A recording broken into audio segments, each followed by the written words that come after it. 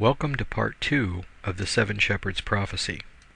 We learned in Part 1 that Micah 5, 1-2 predicted that the Messiah would be God incarnate, he would be born in Bethlehem, which was fulfilled in 2 BC, and that he would be rejected by the Jewish leaders, smitten, and then put to death by the Romans. This was fulfilled in 32 AD. Then we saw that it predicted that in reaction to this, God would hand Jerusalem over to the Romans to be destroyed. This was fulfilled in 70 AD. Looking in verse 3, Micah says, "Therefore he will give them up until the time when she who is in labor has borne a child. Then the remainder of his brethren will return to the sons of Israel." In verse 3, the prophet is speaking about the great dispersion. God gives them up or allows the Romans to disperse them.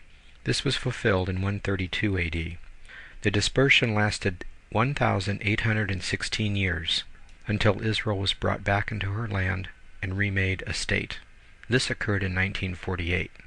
Verse 4 says, "He will arise and shepherd his flock in the strength of the Lord, in the majesty of the name of the Lord his God. And they will remain, because at that time he will be great to the ends of the earth." So verse 4 is saying sometime after they return, which is 1948 AD, the Messiah will return, set up a kingdom that will be great to the ends of the earth.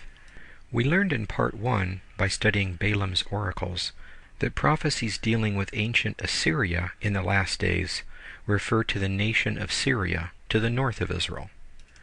Verses 5 and 6 say, "This one, the one born in Bethlehem, will be our peace when the Assyrian invades our land. When he tramples our citadels, then we will raise against him 7 shepherds and 8 leaders of men. They will shepherd the land of Assyria with the sword, the land of Nimrod at its entrances, and he will deliver us from the Assyrian when he attacks our land and when he tramples our territory." This is saying that the Messiah will return, the one born in Bethlehem that was crucified and resurrected, and when he returns he will defeat the final Assyrian that tramples Israeli land. This is referred to as the Battle of Armageddon and the destruction of the Antichrist. Looking very carefully at this, we can also see between the time of the dispersion and the return, which is 1948, and the time of the second coming, will be the time of the 7 shepherds. These 7 shepherds shepherd the land of Assyria with the sword. In other words, attack and occupy land that currently belongs to the nation of Syria. Ancient Israel was governed by kings, but notice after they come back from the dispersion in 1948, they will have principal leaders, not kings. This is one of the places in the Old Testament that predicts Israel would be a democracy, not a monarchy, when it returns. The 7 shepherds that shepherd with the sword we would call defense ministers, and the principal leaders would be prime ministers. The key to understanding this prophecy is that there will be 8 prime ministers and 7 defense ministers in Israel between 1948 and the Second Coming that war with and occupy land that is considered to be Syrian land at the time of the war. The land between Israel and Syria today is called the Golan Heights. Anciently this was called Bashan, and other prophets in the Old Testament prophesy of Israel's taking back Bashan and other areas in the last days. So who are these shepherds and leaders that occupy the Golan Heights? The first war involving Syria was the War of Independence in 1948. David Ben-Gurion acted as the first shepherd. In that war they defeated Syria and occupied the border of the Golan Heights. Immediately after this war, he was elected the very first prime minister of Israel. As we have seen, when the Messiah returns, he will be the last shepherd and last leader, and will usher in the Messianic kingdom. The second war involving Syria was in 1967, known as the 6-Day War. The prime minister or second leader at that time was Levi Eshkol, and the second shepherd was Moshe Dayan. Moshe Dayan was responsible for capturing all of the Golan Heights, and it remained in Israeli hands until under pressure from the United Nations, they returned it briefly to Syria in the early 70s. Within months, Syria again attacked, and this was known as the Yom Kippur War of 1973.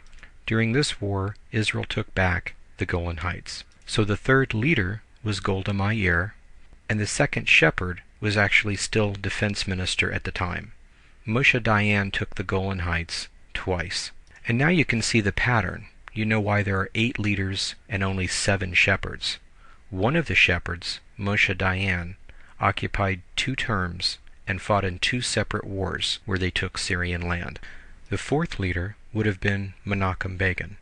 In 1981, he ordered the annexation of the Golan, making it officially Israeli territory. In the process of doing this, 1 small strip was given back to Syria, and 1 small strip was taken by the Israelis. So technically, Israelis took more Syrian land. Since Menachem Begin was the fourth leader, who was the third shepherd? It was none other than Ariel Sharon. What is really amazing about this prophecy is that Ariel Sharon is listed as the third shepherd, and yet Joel prophesies the Lord hates it when you give away his land. Later in his life, Ariel Sharon became prime minister and is responsible for giving away the Gaza Strip in 2005, which itself is another prophecy out of the Old Testament. But as we can see in reaction to this, Ariel Sharon suffered a stroke. So who were the next 3 sets of leaders and shepherds? This part of the prophecy is yet to be fulfilled. But by the end of this time, the Messiah will come and set up his kingdom and destroy the final Assyrian. Jesus Christ is the 8th leader and 7th shepherd. The scriptures do not give a lot of detail on the battle of the 4th shepherd or the 6th shepherd, but the war that the 5th shepherd carries out is mentioned in great detail by 3 other minor prophets, but that will be for a later study.